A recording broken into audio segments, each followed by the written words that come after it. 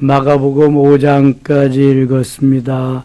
오늘도 이 새벽을 깨우신 여러분들에게 하나님이 크신 은총 베푸시기를 원합니다. 예수님 이 세상 계실 때 가르치고 전파하고 치유하시는 사역 3년 공생애 동안 그 일을 이루십니다. 특별히 하나님의 나라가 이 땅에 이루어지기를 위해서 하나님의 말씀을 많이 전하신 것을 보게 되는데, 그것을 위해서 이제 가르치는 또 전파하고 치유하는 역사를 행하셨습니다. 우리나라의 7, 80년대에 성경 공부가 엄청히 왕성하게 이렇게 하던 시절이 있었습니다. 성경 공부하지요. 모여서 그 다음에 흩어져서 전도하지요. 전도하다 보니까 또 치유의 역사도 일어나고 그랬습니다. 부흥의 역사는 그냥 어쩌다가 한번 일어나는 게 아니라 이러한 주님이 하신 사역이 복합적으로 막 일어날 때 막 역사가 일어나는 겁니다. 그러니까 기도원마다 인산인해를 이루게 하고 교회마다 부르짖어 기도하고 산과 들에 그렇게 부르짖어 기도하면서 사모하는 영혼들이 많았다는 거. 그때가 우리 한국 대한민국 교회의 바로 전성기였음을 보여주게 되는 것입니다. 예수님이 하신 사역, 가신 길 따라가면 문제될 것이 없습니다. 그대로 다 아름답게 멋있게 되어지는 건데 그것이 이제 안 되니까 교회가 이렇게 내리막길을 걷게 되는 거죠. 4장에 가면 씨 뿌리는 비유가 있습니다. 마태복음 13장에 나오는 거하고 아주 비슷합니다. 마태, 마가, 누가복음이 공관복음이라 보는 관점이 같기 때문에 여러 가지가 중복되어서 나옵니다. 밥도 먹고 또 먹지요. 어제 먹었다고 오늘 안 먹는 거 아니잖아요. 하나님의 말씀도 먹고 또 먹고, 어떤 사람들은 그거 목사님 언제 말씀 전하셨잖아요. 그럼 전했지. 밥 먹으면 또 안 먹네. 또 먹지. 이거 계속 마태가 말씀한 거, 마가가 한 거, 누가가 한 거, 또 요한도 하고. 요한복음에 안 나오는 것들이 그런데 좀 더 있어요. 요한만 또 이렇게 나타나는 그러한 것들이 있습니다. 그래서 계속 말씀하신다는 거, 계속 중복된다는 거, 우리의 머리는, 우리 인생은 자꾸 중복되어서 중독성이 들어가야 각인이 됩니다, 이게. 성령의 역사는 한꺼번에 그냥 쫙 할 수도 있어요. 북한에서는 김정은 수령님을 태어나면서부터 한대잖아요. 그래서 김정은 수령님, 김정은 위원장님이 아니면 우리는 먹고 살지 못한다. 이런 게 아주 각인이 돼 있다는. 충성 맹세를 다 한다는 거죠. 아예 태어나면서부터 계속 자라날 때까지. 김일성 제일주의, 김정일, 김정은이 이어지는 체제가 그래서 가능하다는 거예요. 우리나라 많이 그랬다면 금방 다 아무것도 하지 않고 다 광화문으로 서울에 집결해서 매일 데모할 겁니다. 이게 어려서부터 그게 되니까 가능하다는 거예요, 체제가. 네 종류의 밭이 있습니다. 길가와 돌밭과 가시떨기밭. 그 다음에 좋은 땅, 옥토입니다. 첫째, 둘째, 셋째는 아무리 뿌려도 결실을 맺을 수가 없습니다. 오직 좋은 땅에만 씨가 떨어졌을 때 30배, 60배, 100배 결실을 얻는다. 씨앗은 말씀이다. 밭은 우리의 마음이다.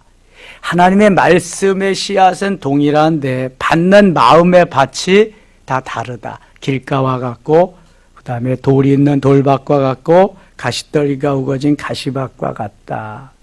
이러한 세 가지의 경우는 모두 기경에서 갈아엎어서 씨를 뿌려야지, 그렇지 아니하면 열매를 맺을 수가 없다. 그래서 예레미야 선지, 호세아 선지를 통해서 묵은 땅을 기경하라, 이렇게 말씀하시는 겁니다.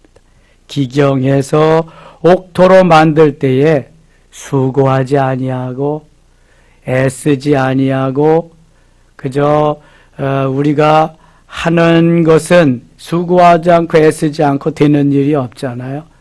세 가지 밭에는 수고하고 애써도 결실이 없는데 좋은 땅에는 수고하고 애쓴 만큼 결실이 30배, 60배와 100배의 결실이 나타난다는 것을 말씀하고 있는 것입니다. 그래서 늘 열린 마음으로 잘 받아들일 수 있는 마음의 밭을 준비해야지 말씀이 좋다 나쁘다가 하지 말라는 거예요.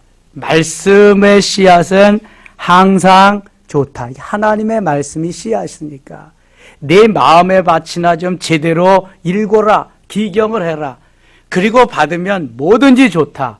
30배, 적어도 30배, 그 다음에 60배, 100배를 결실을 얻을 수 있다. 그런데 우리의 육체는요, 절대로 그렇지 않습니다. 이게 내 마음에, 내 생각과 내 기분, 감정에 의해서 이것을 받아들이기 때문에 그때에 심겨진 씨앗은 세상 없는 씨앗이라도 잘 자라나지 않습니다. 열매로 이어지지 않습니다.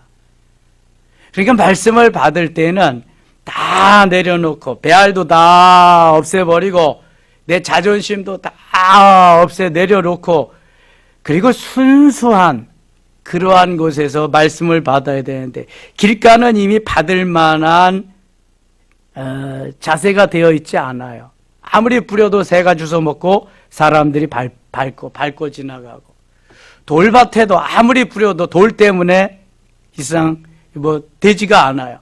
가시밭도 마찬가지고. 그래서 그건 갈아엎고 기경한 다음에 말씀을 받아야 된다는 게 똑같은 거예요. 이게 수백 명이 말씀을 들어도 다 다르잖아요. 밭이, 마음의 밭이. 오늘 부부싸움을 하고 나왔어요. 그 생각만 나고 그냥 죽일 놈 살릴 놈 이런 것만 생각나지 뭔 말씀이 귀에 제대로 들어오겠어요. 빚독촉을 받았어요. 이게 말씀이 제대로 들어오겠습니까? 이게 다 내려놓고 와서 앉아 있어야 되는데 사모하면서 주님을 향해야 되는데 이게 안 되는 거야. 이게. 그러니까 말씀을 똑같이 전하고 똑같이 받는데도 은혜 받는 사람이 있는가 하면 시험 드는 사람이 있는 거예요. 뭐가 다르다? 씨앗은 같은데 뭐가 다르다? 밭이 다른 거예요. 밭이. 그래서 좋은 밭을 갖게 해달라고 기도하고 그 다음에 예배에 임해야지. 다 회개하고 내려놓고 깨끗한 마음으로 예배에 임해야지. 그대로 와가지고 앉아서 판단만 하고 있으면 이건 정말 손해입니다. 이 귀중한 시간이 얼마나 큰 손해인지 몰라. 주님 앞에 산 제사를 드린다고 하는 것은 내 모든 것을 제물로 여기고 주님 앞에 드리는 시간인데 제물의 자세가 되어 있지 않아. 제물은 어떻게 해야 제물이다? 죽어야 제물이야. 산 것은 제물이 될 수. 근데 살아서 나와서 예배를 드리잖아요. 내 자아를 죽이고 내가 다 없는 상태같이 되어져서 죽은 상태로 예배를 드려야 하나님이 기뻐 받으신다는 거예요. 이사야 1장에 내 마당만 밟을 뿐이니라 받지 않겠다는 것은 바로 그거예요. 마음도 없는 거. 그대로 와서 하나님 앞에 드리려고 하는 거 하나님 받으시지 않겠다. 이게 첫째, 둘째, 셋째 밭에 해당되기 때문에 그런 거예요. 네 번째 밭, 좋은 땅에 해당되는 그 밭을 가지고 와서 예배해야 씨를 뿌리고 경배하고 찬양해야 하나님이 받으시는데 그 상태가 안 되니까 그런 거예요. 왜 계속해서 하나님 마태, 마가, 누가복음 계속 말씀하실까? 안 되니까 이게. 왜 선지자를 통해서 이사야부터 말라기까지 16 선지자를 통해서 17권의 책으로 계속 말씀하실까? 안 됩니까? 들으면 한 번 하고 끝나지요. 그래서 반드시 주님이 곁들여서 하시는 말씀이 있어요. 9절 보실래요? 9절. 또 이르시되 들을 귀 있는 자는 들으라 하시니라. 21절 보실래요? 들을 귀 있는 자는 들으라. 왜 주님이 이런 말씀하실까? 안 됩니까? 자기는 마음의 밭이 맨날 길가, 돌짝밭, 가시덤불 같은데 말씀만 나쁘다고 맨날 항의하고 안 듣고 들으려고 하지도 않고. 그러니까 들을 귀 있는 자는 들으라 그러는 거예요. 들을 귀 있는 자는 은혜 받을 자. 육신의 귀가 아니라 영의 귀를 열어주셔서 들을 수 있도록 마음의 밭이 옥토가 되게 하신 그러한 사람들을 말하는 것입니다. 그래서 26절에는 또 이르시되 하나님의 나라는 사람이 씨를 땅에 뿌린 것 같다. 하나님의 나라가 바로 그와 같다. 땅에 씨를 뿌리는 것 같다. 네, 바다를 잔잔하게 하시는 예수님이 나오십니다. 35절 그날 저물 때 제자들에게 이르시되 우리가 저편으로 건너가자 하시니 그들이 무리를 떠나 예수를 배에 계신 그대로 모시고 가매 다른 배들도 함께 하더니 큰 광풍이 일어나며 물결이 배에 부딪혀 들어와 배에 가득하게 되었더라. 38절 같이 읽을게요. 예수께서는 고물에서 베개를 베고 주무시더니 제자들이 깨우며 이르되 선생님이여 우리가 죽게 된 것을 돌보지 아니하시나이까 하니 예수께서 고물에서 베개를 베고 주무시더니 배에 고물을 실었을까요? 고물에서 떡고물이 배에 있었을까요? 고물에서 베개를 베고 주무시더니 고물이란 배의 뒤편을 의미하는 겁니다. 좀 유식한 말로 선미라고 그래요. 우리가 세월호 침몰할 때 뭐 선미가 어떻고 선두가 어떻게 선미 배선자 꼬리미자 배의 뒷부분이다. 배의 앞부분 선두라고도 하죠. 배의 앞부분을 또 다른 말로 뭐라고 할까요? 이물이라고도 합니다. 사도행전 27장에 보면 바울이 타고 가던 배가 파손되어 가지고 뭐 고물은 어디 부딪히고 이물은 어디 배의 뒷부분이 고물, 앞부분이 이물. 저는 그게 많이 헷갈렸는데 이렇게 이해를 했습니다. 아, 고물은 뒤에다가 실는 거구나. 예? 좋은 것은 앞에다가 실는 거구나. 그러니까 안 잊어버리더라고요. 몰라도 괜찮아요. 뭐 이물이 어떻고 고물이 어떻고 이물질이 입에 끼면 어떻고 뭐 배탈나면 되는 거지. 이거 상관없어요. 이게 예수님이 주무셨다. 주무실 때의 시점이 풍랑이 일 때다. 제자들은 두려워한다. 자, 이게 중요한 거예요, 지금.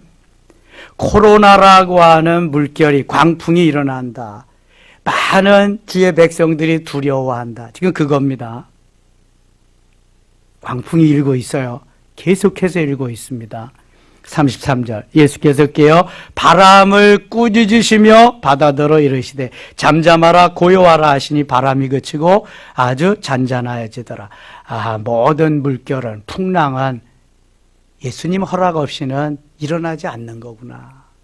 재앙도 마찬가지구나. 코로나도 마찬가지다 이거. 이에 제자들에게 이르시되 어찌하여 이렇게 무서워하느냐 너희가 어찌 믿음이 없느냐.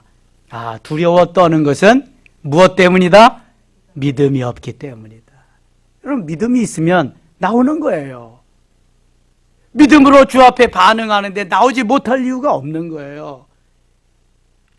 배가 그냥 파도에 부딪혀서 엎어질 지경인데도 예수님은 주무시는 거 보세요. 고물에서. 예수님이시니까. 그럼 예수님의 옆에 있는 제자들은 예수님이 옆에 계시니까 두려워할 이유가 없는데 왜 두려워 떨고 있냐. 믿음이 없으니까. 코로나라고 하는 광풍이 일어나서 배가 뒤집힐 지경이다. 두려워 떠는 거예요. 믿음이 없으니까. 이 말씀 들으면서 또 시험에 드는 사람 없을지 모르겠네요. 정말입니다, 여러분. 어느 목사님이, 우리 중창단 목사님, 이런 시대에 믿음으로 다니엘과 같이 그렇게 살아야 되느냐, 아니면 그냥 순응하면서 정부가 시키는 대로 해야 될 것이냐. 자기의 믿음이죠, 뭐 그거는. 어떻게 하겠어요? 목회자의 믿음이지 그것도. 하나님의 말씀대로 살아갈 것이냐, 아니면 정부가 지시하는 대로 따라갈 것이냐. 정부의 지시도 따를 건 따라야죠. 하나님의 법보다 더 위에서 정부가 지시한다 그러면 그건 아니죠. 이거는. 그건 믿음으로 반응해야 되죠. 지금 예수님이 곁에 있어요? 두려워할 사항이 아닙니다. 예수님이 계시는데 예수님이 죽도록 내버려 두겠어요? 예수님 말씀하시기에 제자에게 이르시되 어찌하여 이렇게 무서워하느냐? 너희가 어찌 믿음이 없느냐? 너희가 어찌 믿음이 없느냐? 그들이 심히 두려워하여 서로 말하되 그가 누구이기에 바람과 바다도 순종하는가 하였더라. 예수님을 정확히 알고 예수님을 만나면 어떤 경우에라도 두려워할 이유가 없습니다. 왕이 오면 두려워요? 대통령이 오면 두려워요? 두려워할 게 없습니다. 5장 갑니다. 5장. 예수께서 바다 건너편 거로사인의 지방에 이르러 배에서 나오심에 곧 더러운 귀신 들린 사람이 무덤 사이에서 나와 예수를 만나. 귀신이 있다 없다? 귀신이 있어요 없어요? 귀신이 있습니다. 천사장이 타락해서 귀신의 두목이 됩니다. 그 졸개들이 천사가 타락해서 귀신의 왕초가 되는데 그걸 사탄이라 사탄. 그 다음에 그 행동대원이 마귀 사탄이나 마귀나 마찬가지. 행동대원 주로 귀신이 행동대원입니다. 이를테면은 사병들이 귀신이야. 주로 귀신들이 우리의 틈을 타서 들어와서 귀신이 역사하는 겁니다. 귀신 들린 사람이 있습니다. 3절 그 사람 무덤 사이에 거처하는데 이제는 아무도 그를 쇠사슬로도 맬 수 없게 되었으니 이는 여러 번 고랑과 쇠사슬에 매어서도 쇠사슬을 끊고 고랑을 깨뜨렸습니다. 그리하여 아무도 그를 제어할 힘이 없는지라. 귀신 들린 사람은요 힘이 엄청 셉니다. 귀신이 영적인 존재이기 때문에 사람이 육신으로 어떻게 대항할 수가 없습니다. 뭐 밧줄로 매어놔도 뚝뚝 끊습니다. 엄청나죠? 귀신 들리지 않은 사람이 밧줄을 끊은 적이 성경에 있어요. 누가 그랬어요? 삼손이에요. 삼손은 귀신이 안 들렸어도 성령이 충만하니까 주님이 끊어주시는 거예요. 귀신 들린 사람은 누가 끊어요? 귀신이 끊는 거예요. 귀신이. 내가 할 수 있는 게 없어요. 다 귀신이 시키는 대로 잠자라고 하면 맨날 뒤집어 잠만 자는 거예요. 먹으라 그러면 배가 그냥 꼴떡 나올 때까지 계속 먹는 거예요. 귀신이 시키니까. 귀신의 역사가 무섭습니다, 여러분. 귀신이 존재한다는 걸 잊지 마셔야 돼요. 7절 보세요. 큰 소리로 부르짖어 이르되 지극히 높으신 하나님의 아들 예수여 나와 당신이 무슨 상관이 있나이까? 원하건대 하나님 앞에 맹세하고 나를 괴롭지 마소서 하니 이는 예수께서 이미 그에게 이르시기를 더러운 귀신아 그 사람에게서 나오라 하셨습니다. 더러운 귀신아 그 사람에게서 나오라. 예수님이니까 더러운 귀신아 그 사람에게서 나와라 그러지만 우리는 뭐라 그래야 돼요? 예수 이름으로 명하노니 귀신아 나오라 사탄아 물러가라 이렇게 해야 돼요. 반드시 우리는 누구 이름으로? 예수 이름으로. 우린 예수님이 아니니까 예수 이름으로 반드시 예수 이름으로 해야 돼요. 예수 이름이 아니면 안 됩니다. 근데 여러분 너무 귀신에게 매여서 귀신의 존재를 확대해 가지고 내가 할 일을 못하면 귀신은 아무것도 아니요. 예수 이름을 앞에서 한 길로 왔다가 7길로 물러가는 게 귀신이란 말이죠. 어떤 사람은 일평생 우리 조상의 귀신들이 조상적부터 있는 귀신들이 있어서 내가 못 산다. 맨날 그 귀신하고 싸우느라고 볼일 못 보는데 이건 바보요. 여러분 귀신의 조상이 있기는 있지만 내가 예수 믿고 하나님의 자녀 되는 순간 우리의 가문의 저주도 예수 믿고 다 없어진 줄 믿습니다. 하나님이 다 퇴치해버린 게 없어진 거예요. 이거 내 마음에 존재할 뿐이야. 내 마음에 내 속에. 아브라함의 아버지가 뭐 하던 사람이에요? 아브라함의 아버지 우상을 만들어 팔던 사람이야. 예수를 안 믿었어. 하나님을. 그럼 아브라함은 그 조상적 귀신에 그냥 붙잡혀가지고 아브라함은 할 일도 못하겠네. 아브라함이 귀신에 붙잡혀서 못했다는 말 한마디도 없어. 믿음의 조상으로 세워서 그의 아들 이삭, 그의 손자 야곱. 그래서 아이야. 아이야 하면 끝나는 거야. 아브라함의 하나님, 이삭의 하나님, 야곱의 하나님. 여러분, 너무 내 생각에 집착되어 가지고 그렇게 살면 안 돼. 하나님의 말씀대로 살아야지. 말씀대로. 귀신이 존재해요. 그러나 예수 이름으로 명하나니 사단아 물러가라. 툭 쳐버리고 가는 거야. 아이고, 오늘도 돌뿌리에 묻어졌네. 재수 더럽게 없네. 재수 오온 붙었네 이거. 그럼 되는 일이 없어. 하나님, 돌뿌리에 부딪힐 수도 있지요. 겹질리지 않고 부러지지 않게 하셔서 고맙습니다. 할렐루야. 그리고 또 가는 거지. 장애물이 있어. 아니, 갈라 그러는데 하나님 왜 이렇게 장애물은 많아요? 이게 쓸라 그러는 거야? 말라 그러는 거야?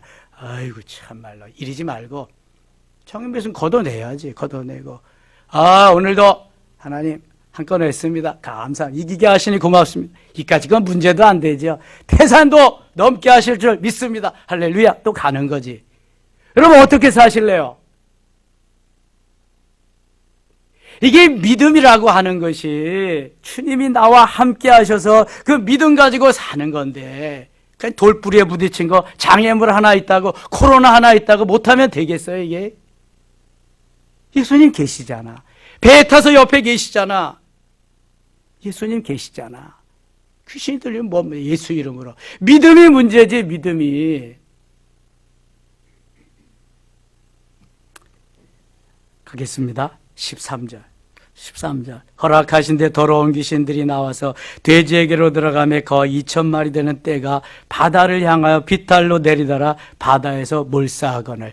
예수님이 귀신을 내어 쫓았는데요. 그 귀신이 몇 마리다? 2,000마리. 여러분, 그 속에 귀신이 한두 마리도 아니고 10마리, 20마리도 아니고 2,000마리가 들어갔으니 얼마나 힘이 세겠어요.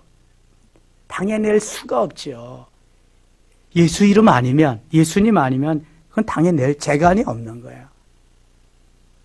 삼손이 그렇게 큰 힘을 쓰다가 성령이 떠나니까 아무런 힘 못 쓰는 거 보세요. 다윗이 아무리 작고 보잘것없는 양치기 소년이지만 예수 이름으로, 하나님의 이름으로 나가니까 골리앗이 문제예요? 문제 없어요, 여러분. 다윗과 같이 살아야지. 어찌하여 매일 그렇게 살아요. 15절 갑니다. 15절. 예수께 이르러 그 귀신 들렸던 자를, 그 군대 귀신 집혔던 자가 옷을 입고 정신이 온전하여 앉은 것을 보고 두려워하더라. 귀신이 나가니까 이제는 온전해졌잖아요. 2,000마리 귀신이 다 나갔다. 어이구, 참.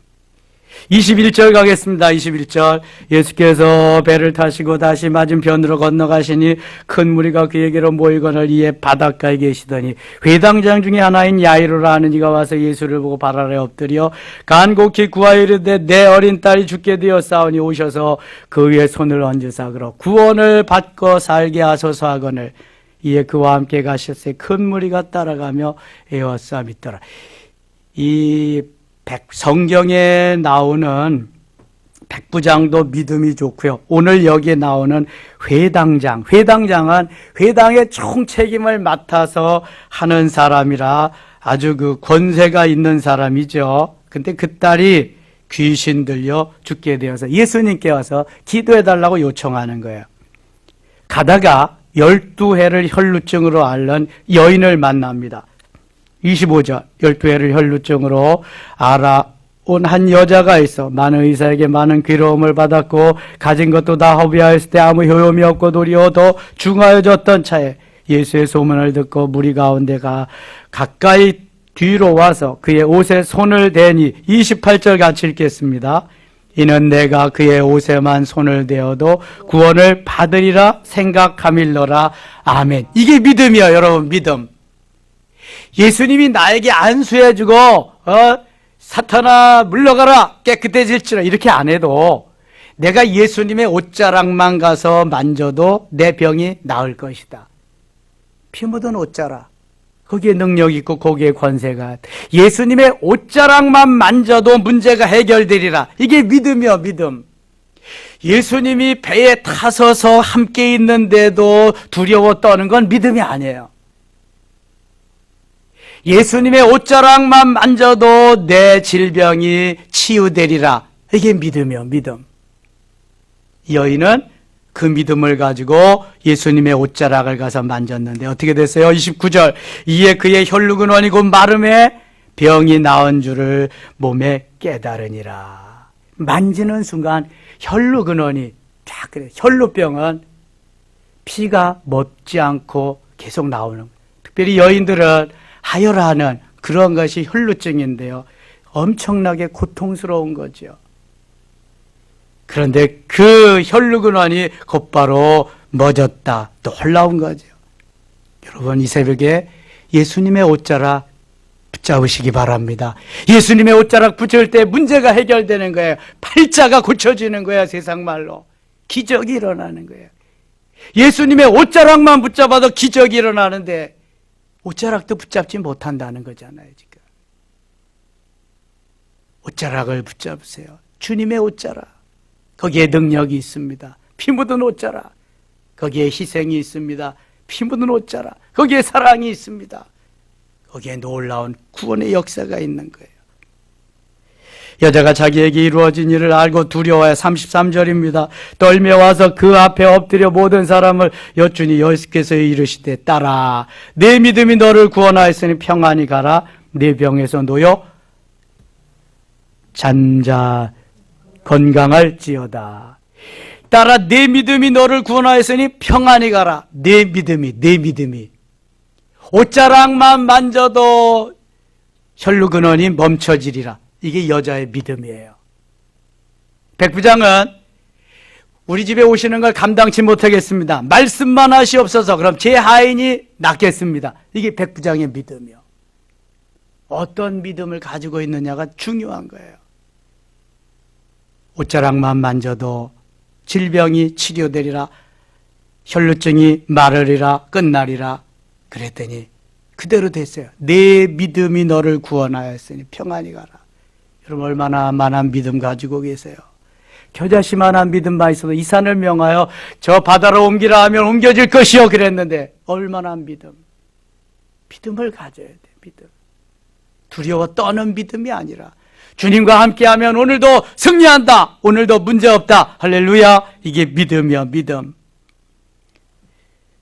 35절. 아직 예수께서 말씀하실 때 회당장의 집에서 사람들이 와서 회당장에게 이르되 당신의 딸이 죽었나이다. 어찌하여 선생을 더 괴롭게 하나이까. 예수께서 그 하는 말을 곁에서 들으시고 회당장에게 이르시되 두려워하지 말고 믿기만 하라. 믿기만 해라. 죽었다 그러니까 두려워하지 마라. 믿기만. 너 믿음 있으면 살아난다. 37절. 베드로와 야고보의 형제 요한 외에 아무도 따라옴을 허락하게 하지 아니하시고 중요한 일이 있을 때는 삼총사를 데리고 갑니다. 베드로, 야고보, 요한. 변화산상에 올라갈 때도 겟세마네 동산에 갈 때도 베드로의 장모의 열병을 고쳐줄 때도 삼총사를 데리고 갔어요. 오늘도 그 삼총사 데리고 갑니다. 회당장의 집에 함께 가서 떠드는 것과 사람들이 울며 심히 통곡함을 보시고 들어가서 그들에게 이르시되 너희가 어찌하여 떠들며 우느냐. 이 아이가 죽은 것이 아니라 잔다 하시니 숨이 끊어져서 죽었어요. 그런데 예수님은 죽은 것이 아니라 잔다. 죽음과 잠을 동시에 같이 말씀하고 있습니다. 왜냐하면 얼마 있으면 다 깨어날 거니까. 그리고 우리도 죽지만 죽지 않습니다. 주님의 재림의 순간 모두 다 부활하고요. 주님과 함께하는 죽은 것이나 자는 것이나 동일한. 요한복음 11장에 나사로가 죽었을 때에도 그냥 나사로야 나오라 그러잖아요. 나사로야 나오라. 죽은 지 4일이나 죽어 썩어 냄새가 나는 나사로가 불을 틀고 잠자다가 일어나는 거예요. 그냥 일어나서 나오는 거예요. 염한 채로. 야이로의 딸이 죽은 것이 아니라 잔다 말씀합니다. 그들이 비웃더라. 예수께서 그들을 다 내보내신 후에 아이의 부모와 또 자기와 함께한 자들을 들이시고 아이 있는 곳에 들어가사 41절 같이 읽어요. 그 아이의 손을 잡고 이르시되 달리다구 마시니 번역하면 곧 내가 네게 말하노니 소녀야 일어나라 하심이라. 아멘. 달리다구 일어나라. 예수님이 공생의 3년 동안 3번의 죽은 자를 살리신 일이 있어요. 오늘 본문에 야이로의 딸, 회당장 야이로의 딸을 죽은 즉시로 살리십니다. 누가복음 7장에 보면은 나인성 과부의 아들, 죽어서 장사 나가는 24시간 만에 장사 나가는 현장에서 상여 위에서 나인성 과부의 아들을 살려주십니다. 요한복음 11장에 죽은 지 4일이나 되는 나사로를 살려주십니다. 그러니까 예수님은 곧바로 죽은 자나, 만 하루가 지나서 죽은 자나, 4일이 지나서 썩어 냄새가 나는 자나 예수님께는 문제가 되지 않는다. 에스겔 37장에 에스겔 골짜기에 다 뼈만 남고 살은 다 썩어갔는데 성령이 역사한 하나님 말씀하신 뼈가 조합되고 심줄이 생기고 살이 붙고 생기를 불어넣으니까 뭐가 됐어요? 군대가 됐어요. 이게 하나님이세요. 걱정할 거 하나도 없어요, 여러분. 믿음이 없는 걸 걱정해야지. 다른 거 걱정할 거 없어요. 42절 읽고 마칠게요. 42절. 소녀가 일어나서 걸으니 나이가 12살이라 사람들이 곧 크게 놀라고 놀라거늘. 12살 먹은 소녀, 회당장 야이로의 딸이 살아났습니다. 예수님은 하나님이십니다. 예수님은 곧 창조주십니다. 지금도 시퍼렇게 살아계신 분이에요.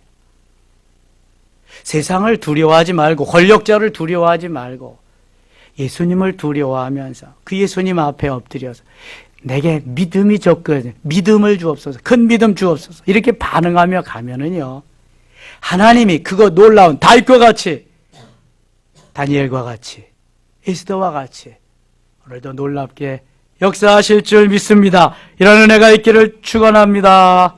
하나님 아버지 고맙습니다.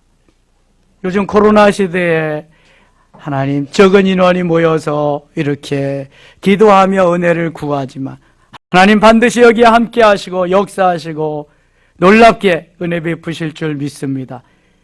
하나님 7, 80년 때와 같이 구름 때와 같이 몰려드는 그러한 역사가 다시 한번 있게 하셔서 두려움을 떨쳐내고 오직 예수님만 바라며 예수님만 구하며 예수님만 믿으며 예수님 그 한 분만으로 만족하는 멋있는 삶을 살게 하소서. 코로나는 속히 종식될지어다 물러갈지어다 하나님 성령으로 역사하여 주옵소서. 이 시간 기도할 때 함께 하심을 믿사옵고 예수님 이름으로 기도드리옵나이다. 아멘.